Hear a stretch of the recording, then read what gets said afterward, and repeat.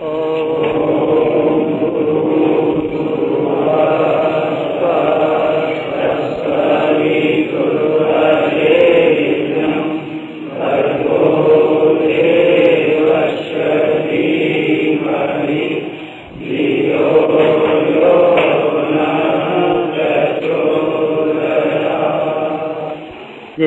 भाइयों, चारों वेदों में पहला वाला मंत्र, पहला वाला वेद ऋग्वेद, और ऋग्वेद का पहला वाला मंत्र जिसमें ज्ञान और विज्ञान की सारी धाराएं बंधी हुई पड़ी हैं, इतना महत्वपूर्ण है। आप देखेंगे तो विचार पाएंगे मनुष्य जीवन की भौतिक और आत्मिक उन्नति को विकसित करने में इस मंत्र में बहुत बड़ी संकेत छिपे हुए हैं।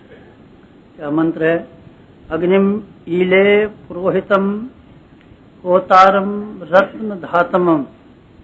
अग्निम ईले पुरोहितम यज्ञस्य देव ऋत्वजम होतारम रत्न धातमम। ये पहला वाला मंत्र है। इसमें यज्ञ की प्रशंसा की गई है, की प्रार्थना की गई है और भगवान को यज्ञ रूप बताया गया। भगवान कैसे हैं, भगवान कैसे हो सकते हैं, भगवान दिखाई तो नहीं पड़ते, भगवान को हम कहाँ ढूंढ ले जाएं, भगवान को हम किस तरीके से देख पाएं। देखने की मनुष्य की इच्छा का समाधान ऋग्वेद के इस पहले मंत्र में किया गया है। अगर देखने का हो भगवान को, अगर आंख से आपको देखने का मर्जी है, आंख से देखना चाहते हैं, तो ये भगवान का एक ही रूप है। और वो कौन सा रूप है? अग्नि, अर्थात यज्ञाग्नि। यज्ञाग्नि को क्या कहा गया है, क्या नाम दिया गया है? इसका नाम दिया गया है पुरोहित। पुरोहित किसे कहते हैं? पुरोहित उसे कहते हैं जो मार्ग दिखाता है, रास्ता दिखाता है, उपदेश करता है और हमको गलत रास्ते से घसीट करके सही रास्ते पर ले आता है। ऐसे आदमी, ऐसे मार्गदर्शक का नाम पुरोहित है। अग्नि हमारा पुरोहित। अग्नि हमारा पुरोहित है। कोई शिक्षा ग्रहण करनी हो, ज्ञान ग्रहण करना हो, आपको कोई आदर्श सिद्धांतों की बाबत जानकारी प्राप्त करनी हो, तो मनुष्यों के पास भटकने की जरूरत नहीं है। मनुष्य बड़े बेअकल है और हजार तरह की बात बनाते हैं। एक बात ऐसे कहता है, दूसरा ऐसे कह देता है, तीसरा ऐसे कह देता है, चौथा ऐसे कह देता है। कोई समाधान ही नहीं होता। एक पंडित का दूसरा पंडित विरोधी बैठा हुआ है, एक मजहब का दूसरा मजहब विरोधी बैठा हुआ है, एक देवता को दूसरा देवता काट करने के लिए बैठा हुआ है। देवताओं की लड़ाई आप देखिए, जहाँ देवी पुराण में देवी देवी की महत्ता बताई गई है, ब्रह्मा विष्णु महेश का उनका गुलाम नौकर बताया गया है। और आप शिवपुराण देख लीजिए, शिवपुराण में शंकर जी सबसे बड़े हैं और विष्णु जी इसके नौकर हैं और इसके फलाने जी नौकर हैं। आप ये देखेंगे तो पता नहीं चलता तो क्या चक्कर है। तो आपको किसके पास जाना चाहिए ज्ञान को प्राप्त करने के लिए? पुरोहित के पास कैसे जाना चाहिए? जो भगवान का प्रतिनिधि हो, अथवा भगवान का रूप हो, अथवा भगवान की ओर के भेजे हुए संदेशों को इस तरीके से कहता हो जिसमें हमको शक और शुभा करने की गुंजाइश न रहे। ये कौन सा देवता है? यज्ञो वही विष्णु। विष्णु निश्चय न, वही निश्चय न, निश्चय पूर्वक, विश्वास पूर्वक, पट्टा ठोक करके, छाती ठोक करके हम कह सकते हैं कि ये विष्णु यज्ञ। ये किसने कहा? शतपथ ब्राह्मण ने कार्यकाल वही इसमें लगा हुआ है। वही कहते हैं निश्चय, जरूर, गारंटी से, छाती ठोक कर। विष्णु जो है यही भगवान है, यही भगवान है। कैसे भगवान हो सकता है? जीवन तो भगवान, एक तो भगवान वो है जो सबके भीतर समझाता है, सब जगह समाया हुआ है। लेकिन अगर आपको प्रत्यक्ष देखने का हो, आपको जो सामने खड़ा होकर के आपका मार्गदर्शन कर सके और आपको सुझाव दे सके और आपके लिए लक्ष्य निर्धारित कर सके, उसका नाम यज्ञ। यज्ञ की क्या विशेषता है? अग्नि ईले पुरोहितम। अग्नि जो हमारा पुरोहित है, जो मार्गदर्शक है, हमको क्या सिखाता है? बोलता तो नहीं अग्नि, बातचीत भी नहीं करता, लिखना पढ़ना भी नहीं जानता, लेकिन वास्तविक शिक्षा है, जिसको हम शिक्षा कहते हैं, आदमी के व्यक्तित्व से प्रकट होती है और चरित्र से प्रकट होती है, जीभ से प्रकट नहीं होती। लोगों का ये ख्याल है कि हम लोगों को शिक्षा देंगे काय से देंगे? जीभ से। जीभ तो बेटे मांस की है, जीभ से हम देंगे, जीभ मांस की है। और जीभ मांस की जीभ, मांस के जीभ मांस को प्रभावित कर सकती हो तो मैं नहीं कह सकता, लेकिन आदमी की आत्मा को प्रभावित नहीं कर सकती। जीव का कौन विश्वास करता है? जीव तो बड़ी बाह्याद है, बड़ी चटोरी है, जीव बड़ी नामाकुल है। पंडित जी कहें चाहे बिना पंडित जी कहें, जीव का असर बहुत थोड़ा सा होता है, जानकारी तक होता है। जीव से शब्द निकलते हैं, कान में घुस जाते हैं और कान के घुसने के बाद में दिमाग पर चक्कर काटते हैं और दूसरे कान में असर निकल के बाहर चले जाते हैं, खत्म हो गया। क्या असर होता है शब्दों का? शब्दों का नहीं होता, क्रिया का असर होता है। अगर आपको किसी पर असर डालना हो, अगर आपको कोई छाप डालनी हो, अगर आपको कोई वास्तव में शिक्षण करना हो तो उसका तरीका जवान नहीं है। जवान की लपलप बहुत ज़्यादा कारगर नहीं हो सकती। आपको कथा कहना आता है, पुस्तक पढ़ना आता है, अच्छी बात है, हम आपकी प्रशंसा भी कर सकते हैं, लेकिन हम आपसे ये उम्मीदें नहीं रखेंगे। आपकी जवान का ये असर होगा कि लोग आपको कहना भी मानने लगेंगे और आपके रास्ते बताए हुए रास्ते पर चलने लगेंगे। तो ऐसा रहा होता, कहने से लोगों ने मान लिया होता और पढ़ने से लोगों ने मान लिया होता। तो गीता प्रेस ने, गोरखपुर की गीता प्रेस ने अब तक गीता की जो पुस्तकें छापी हैं उनकी तादाद 1 करोड़ के करीब जा पहुंची। 1 करोड़ के करीब गीता की पुस्तकें छाप करके फेंक दी उन्होंने। सारे के सारे अर्जुन हो गए होते गीता पढ़ने के बाद, पर एक भी अर्जुन नहीं हो सका। क्या हुआ? लिखनी बेकार है? बेकार नहीं है बेटे, जानकारी देने में समर्थ हो सकती है। जीव का भी ये हाल है। कितने सारे पंडित, कितने सारे रामायणी, कितने सारे कथावक्ता, कितने सारे लेक्चर देने वाले, धार्मिक लेक्चरों से लेकर के राजनीतिक लेक्चरों की धूम है। माइकों का बेचारे का देवाला निकला जा रहा है, कचूमर निकला जा रहा है। बोलने वाले कहते हैं कम पड़ते हैं लेक्चर, माइक और लाइए। हर साल माइक कंपनियां और कंपनी बनाती हैं, कम पड़ता है, कभी और कम पड़ता है। ये बकबाद करने वालों को बहुत से माइकों की जरूरत है, अभी और बनाइए। बकबाद करने वाले माइकों का ढेर लगाए दे रहे हैं और लाउड स्पीकरों का ढेर लगाया जा रहा है। इससे उद्धार हो सकता है? नहीं बेटे, उद्धार नहीं हो सकता। किस तरह से उद्धार होगा? एक ही तरीका दुनिया में था और एक ही रहेगा। आदमी अपने व्यक्तित्व और अपने चरित्र के माध्यम से शिक्षण करे। दूसरे आदमी देखें, अगर ये आदमी इस बात पर विश्वास करता है, इसके स्वभाव में ये बात क्यों नहीं आती, व्यवहार में ये बात क्यों नहीं आती। अगर ये जो बात दूसरों से कहता है अगर बात सही है तो सबसे पहले इसी ने फायदा उठाया होता और सबसे पहले अपने जीवन में ही धारण करने में समर्थ रहा होता। अपने जीवन में ही धारण नहीं कर रहा है तो हमारे लिए क्या फायदेमंद हो सकता है? इतना फायदेमंद होता है तो इसने क्यों नहीं इस्तेमाल? ये स्वयं नहीं इस्तेमाल करता, इसलिए मालूम पड़ता है दाल में काला है, औरों को सिखाना चाहता, अपने आप को नहीं सिखाना चाहता। अविश्वास वहीं से पैदा हो जाता है और आदमी इस बात को मानने से इनकार पहले से कर देते हैं। इसलिए मैं ये कह रहा था आपसे कि हमारा पुरोहित जो हमारे जीवन को वस्तुतः विकसित कर सकता हो, जो हमारे जीवन का वास्तविक कल्याण करना चाहता हो, ऐसा पुरोहित होना चाहिए जो अपने चरित्र के माध्यम से हमको शिक्षण कर सकता हो। इस मामले में यज्ञाग्नि अपनी कसौटी पर सही खरी साबित होती है।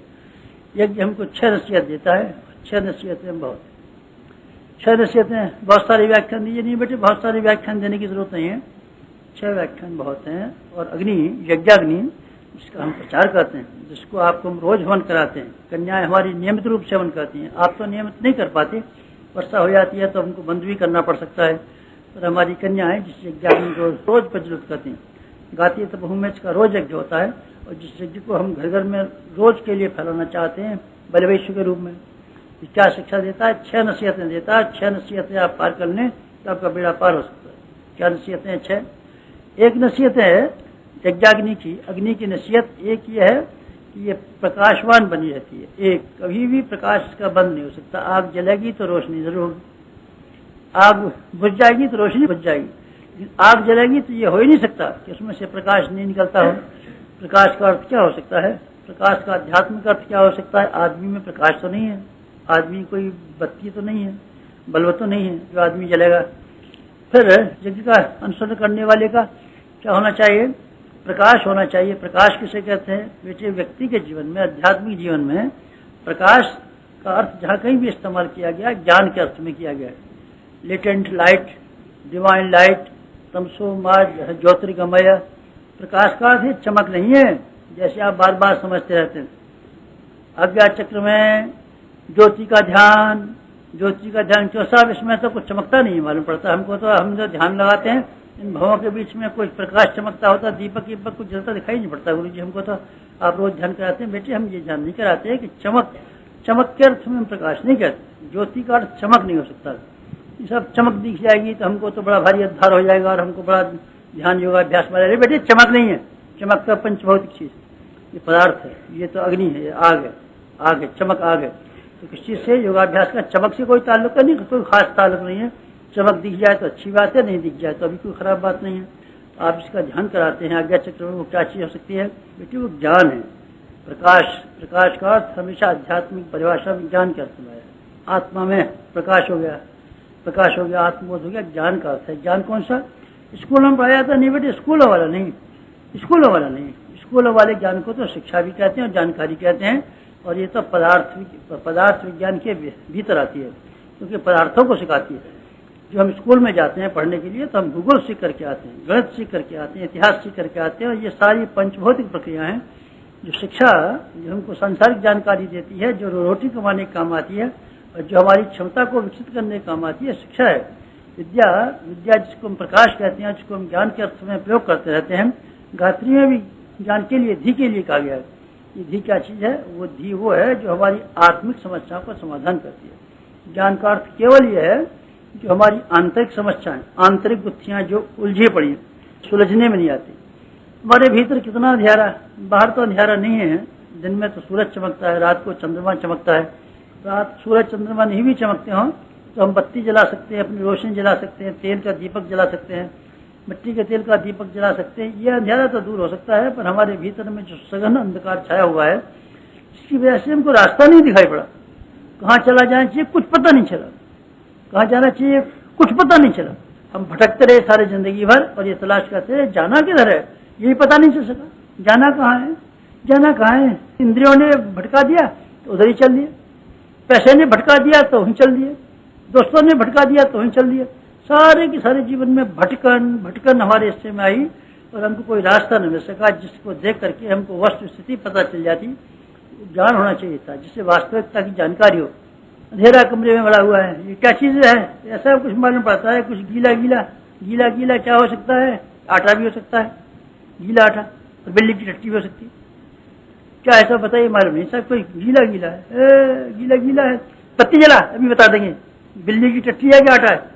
अरे महाराज जी, हमको पहले तो समझते थे आटा है तो टट्टी निकल पड़ी। तो बेटे बत्ती क्यों नहीं जलाई? बत्ती नहीं न जलाने की वजह से, ज्ञान का प्रकाश न होने से हमको जीवन की एक भी समस्या का वास्तविक स्वरूप दिखाई नहीं पड़ता, न हमारे समाधान हाथ लगते, न हमारे हाथ समाधान लगते हैं, न हमको समस्या का स्वरूप मालूम पड़ता। हम केवल भटकते रहते हैं, इधर की तलाश ये ढूंढते रहते हैं, ये कारण भी हो सकता है और ये समाधान भी हो सकता है।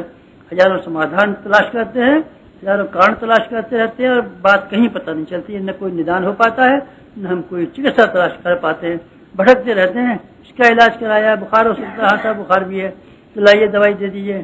टीबी मालूम पड़ती है, हाँ साहब शायद टीबी भी हो सकती है, लाइए दवाई दे दीजिए। ये क्या मालूम पड़ता है? कुछ और मालूम पड़ता है साहब, आपको तो ब्लड प्रेशर मालूम पड़ता है, आपकी गर्मी है, शायद ब्लड प्रेशर भी हो सकता है, पता ही नहीं चलता क्या बात।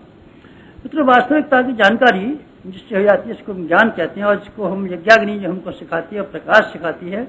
प्रकाश सिखाती है आदमी को प्रकाशवान होना चाहिए, आदमी को ज्ञान युक्त होना चाहिए, जिससे वास्तविकता को समझता हो और वास्तविकता को समझाने में समर्थ हो सकता हो।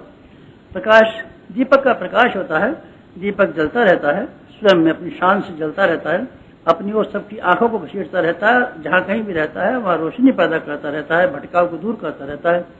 यज्ञाग्नि हमारा पुरोहित हो और हम उसके शिष्य हों और उसके हम होता हों, यज्ञ के मानने वाले हों, तो किसकी उपासना करनी पड़ेगी? पहली वाली शिक्षा हमको प्रकाश की करनी पड़ेगी, क्योंकि हमारा पुरोहित, हमारा यज्ञाग्नि हमको रोशनी देता है। और पहली बात ये कहता है आप रोशनी प्राप्त कीजिए, दिशा प्राप्त कीजिए, रास्ता प्राप्त कीजिए। रोशनी का अभाव है हमारे जीवन में, रोशनी अगर मिल जाती, भगवान बुद्ध को रोशनी मिल गई थी, प्रकाश मिल गया था, तो छोटे से राजकुमार से हट करके भगवान बन गए थे। भगवान हो सकता है इंसान, बिल्कुल हो सकता है, अगर उसको प्रकाश मिल जाए तब। अंधकार मिल जाए तो बेटी ऐसी मट्टी पलित होती रह सकती है जैसे हमारी आपकी होती है, हमारी और आपकी मट्टी पलित होती है। दुर्बुद्धि हमको पटक कर चिमारती है, रुला कर चिमारती है, उसके अंदर हैरान करती है जैसा कि हमारा कोई बैरी दुश्मन भी नहीं कर सकता। और सारे से छुटकारा और निजात कैसे मिल सकती है? निजात पाने का एक ही तरीका है कि हमको प्रकाश मिल जाए। यज्ञाग्नि हमको यही सिखाती है, पहला शिक्षण ये देती है कि हम प्रकाशवान हैं। हम कौन? अग्नि। तो कहती है आपको भी प्रकाशवान बनना चाहिए। एक दूसरी वाली नसीहत यह है अग्नि की, हमारा जो पुरोहित है यज्ञ की वेदी पर, इसको हम स्थापित करते हैं, इसको हम पुरोहित मानते हैं। बलवेश्वर में भी हम आपको कहते हैं जमीन पर रखना मत, ये पुरोहित है आपका। पुरोहित को सिंहासन दिया जाता है और यज्ञाग्नि के लिए वेदी बननी चाहिए। जमीन पर नहीं बेटे, जमीन पर मत रखिए। ये तो आपने बालू की वेदी बना दी है, बालू की वेदी बना दी है, पर सिंहासन बना दिया, इसका दर्जा ऊंचा कर दिया है। जमीन पर हम नहीं बढ़ने देते, जमीन पर नहीं बढ़ने देते। ये क्या है? ये बेटे दूसरी वाली शिक्षा ये है कि हमारी आग, हमारा यज्ञाग्नि, उसको हम पूजा करते हैं, अग्निहोत्र काम करते हैं, फायर वर्शिप। फायर वर्शिप के नाम पर, जिसको यज्ञ को अग्निहोत्र हम कहते हैं, उससे हम नसीहत लेते हैं और हमको परोक्ष रूप से नसीहत देता है। क्या नसीहत देता है? ये देता है कि जब तक आग जिंदा रहती है, गर्म रहती है, और हमारे जीवन में गर्मी बनी रहनी चाहिए। हर इंसान को, हर यज्ञ के उपासक को एक शिक्षा अपने पुरोहित से ग्रहण करनी चाहिए कि वो जिंदगी भर गर्म बना रहे। गर्म से क्या मतलब है? गर्म से मतलब गुस्सा नहीं है बेटे, गर्म से मतलब है सक्रिय क्रिया से गर्मी पैदा होती है। गर्मी की साइंस, गर्मी कहाँ से आती है ये बताइए? गर्मी आकर है क्या? गर्मी बेटे रगड़ से पैदा होती है और किसी तरह पैदा। गर्मी पैदा होने का एक ही तरीका है, रगड़ का होना। रगड़ का मतलब है क्रियाशीलता का होना, सक्रियता का होना। रगड़ के मतलब है क्रियाशीलता। निष्क्रियता, दोनों हाथ रखे हुए हैं, निष्क्रिय है, गर्मी नहीं, इसमें नहीं पैदा होगी। कब होगी? रगड़ किसे कहते हैं? क्रिया को कहते हैं, हलचल को कहते हैं। हलचल से गर्मी पैदा होती है। हलचल से गर्मी पैदा होती है। हमारे जीवन में कर्मनिष्ठा अर्थात हलचल, अर्थात हमारी क्रियाशीलता निरंतर बनी रहनी चाहिए। हमारे जीवन में एक भी क्षण कोई ऐसा ना ले पावे जिसमें ये दोष हमारे ऊपर लगाया जा सके कि हम निष्क्रिय बैठे हुए हैं। हमारी जिंदगी के भीतर वाले से कोई निष्क्रिय नहीं बैठता। आप तलाश कर सकते हैं, हमारे शरीर के भीतर का रक्त बराबर चलता रहता है, मांसपेशियां बराबर काम करती रहती हैं। आप सो जाते हो अथवा जाग जाते हो, इससे क्या लेना देना? हमारे दिमाग के सेल्स भी काम करते रहते हैं। आप सो गए हैं भाई साहब, लेकिन हमारा दिमाग काम कर रहा है, सपने देख रहा है। सपने के अलावा सपने की नीवालों में शरीर पर कंट्रोल करता है। हमारा सिस्टम, आप समझते हो, हृदय से नहीं काम करता। इसका कंट्रोल ऑफिस दिमाग में है और दिमाग रात भर कंट्रोल कराता है। आपको पता भी नहीं चलता। आप करवट बदल लेते हैं।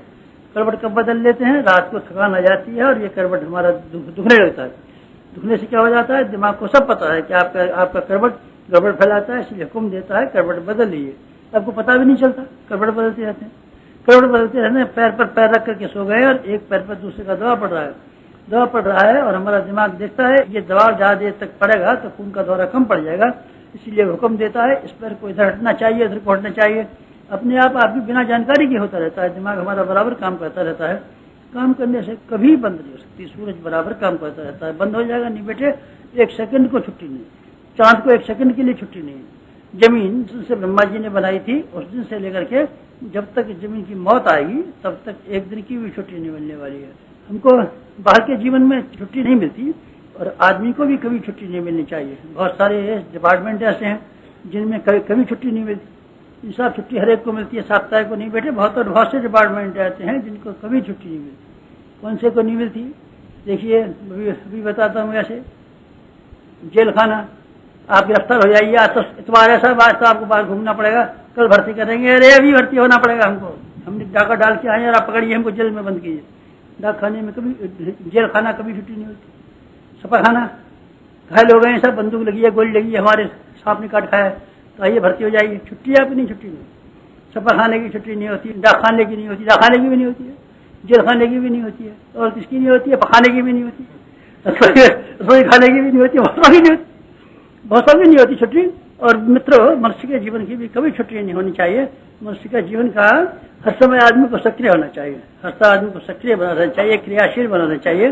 क्रिया के बारे में, सक्रियता के बारे में आदमी को हथियार नहीं डालने चाहिए।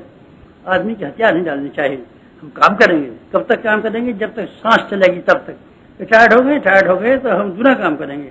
पहले हमको कमाने की फिक्र थी, इसलिए रोटी कमानी पड़ती थी। अब हमको रोटी के लिए पेंशन मिलती है, इसलिए अब पेंशन मिलने के बाद में हम समाज का काम करेंगे और काम करना चाहिए। ये क्या है? ये बेटे गर्मी है और ये क्रियाशीलता की। आदमी को कर्मनिष्ठ होना चाहिए और कर्मयोग्य होना चाहिए और निरंतर काम करना चाहिए। मशक्कत करने से हम थक जाएंगे नहीं बेटे, कोई थकेगा नहीं। और चलिए मैं आपको ये भी मान लेता हूँ कि आप थक भी जाएंगे तो आपकी शान है। वो हमारे यहाँ का नाई थे, छेदीलाल कहते थे उनको। उनके पास 7 पीढ़ी का उस्तरा था। उस्तरा घिसते इतना रह गया था कि पीछे वाली पीठ रह गई थी और जरा सी नौक की पीठ थी। सबको दिखाते थे हमारी 7 पीढ़ी से जो उस्तरा हमारे पास है। घिसते इतना रह गया था, जरा सा रह गया था, बस नाम बात की रह गई थी। और जंग खाया हुआ उस्तरा के ऊपर लानत। और जो आदमी काम करते करते घिस गया, उसकी शान, उसकी इज्जत। आदमी काम करते करते घिस जाए, काम करते करते मर जाए, उस आदमी की इज्जत और उस आदमी की शान। और जो हरामखोर बैठा हमारे बेटे कमाते हैं और हमारे पोते कमाते हैं और हमारा बाप कमा करके रख गया है और हमारे पास बहुत आमदनी है, पेंशन हमारे पास है और खेती जा रहा है, तो काम करता ही नहीं करता। ऐसा में काम नहीं करता। बेटे काम तो करना ही चाहिए। समाज के लिए करना चाहिए, अपने लिए करना चाहिए, किसी के लिए भी करना चाहिए। आदमी को निष्क्रिय नहीं बैठना चाहिए। निष्क्रियता हमारे समाज में आई और अलग हमारे समाज में आया और हमारे समाज में दर्दता आ गई। हर आदमी अपने समाज में इस बात की शान समझता है कि हमको निष्क्रिय बैठा रहने का मौका मिले और हमको काम न करना पड़े। इसके पास कड़ा काम है, कड़ा काम से भागना चाहते हैं। कड़े काम से हर आदमी भागता है। हमारे देश की पिछड़ेपन का, दरिद्रता की ये निशानी। काम का सम्मान कम कर दिया, काम का सम्मान करने से कैसी आफत आ गई, आपको दिखाई नहीं पड़ती है समाज में। काम का सम्मान, काम जो न करते हैं उनको बड़ा आदमी माना गया और जो आदमी काम करते हैं उनको चमार कहा गया, कोली कहा गया, धोबी कहा गया, मोची कहा गया और उनको भंगी बनाया गया, अलग कर दिया गया, क्योंकि ये श्रमिक हैं और ये मजदूर हैं। हमारे देश का दुर्भाग्य यहाँ से शुरू होता है, हमारे देश की दरिद्रता यहाँ से शुरू होती है। और हमने अपनी बेटी का ब्याह करने की बात विचार की और यह तलाश किया हमारी बेटी ऐसे घर में जानी चाहिए जहाँ पलंग पर बैठ बैठ के राज किया करे। क्या मतलब है? हम ये चाहते हैं कि हमारी बेटी जहाँ कहीं भी जाए काम न करना पड़े। तो कौन काम करे? खाना पकाने वाली हो इसके घर में तो रोटी बना जाया करे। अच्छा, और चौका बर्तन वाली इसकी चौका बर्तन कर जाया करे। और बच्चे खिलाने वाली इसको बच्चे खिला जाया करे। झाड़ू लगाने वाली इस घर में झाड़ू लगा जाने के बजाय और सब काम। हाँ सर, हमारी घर की बेटी बहुत सुखी है और जरा भी काम नहीं करना पड़ता। बेटी अब एक और जाना, आपकी बात जाना बेटी के पास और ये पूछना, बेटी एक काम के लिए तेरी नौकर रखा कि नहीं रखा है? कौन सा सब काम के लिए नौकर है बेटी? एक काम के लिए भी नौकर नहीं रखा है। एक काम के लिए तू और जाना, पूछ करके आना। इसका पूछ के हूँ, ये पूछ के आना कि तेने खाना खाने के लिए नौकर रखा है कि नहीं रखा है? खाना खाएगी, चलाएगी मुंह, दांत घिस जाएंगे। नौकरानी रख, नौकरानी या बैठ जा, खाना खा ले मेरे बदले की, चाय पी ले मेरे बदले की, रोटी खा ले मेरे बदले की। नौकरानी खाने करके दे, सब बदमाश है, हराम को। तो जहाँ कहीं भी देखिए हर आदमी जान छोड़ना चाहता है, मशक्कत से जान छोड़ना चाहता है। मशक्कत से आप जान छोड़ाएंगे तो मैं एक बात कहता हूँ आपसे, मशक्कत की दबाव से तो आप बच सकते हैं, लेकिन उसका बदला जो आपको चुकाना पड़ेगा, बीमारियों के रूप में चुकाना पड़ेगा। ख्याल रखना।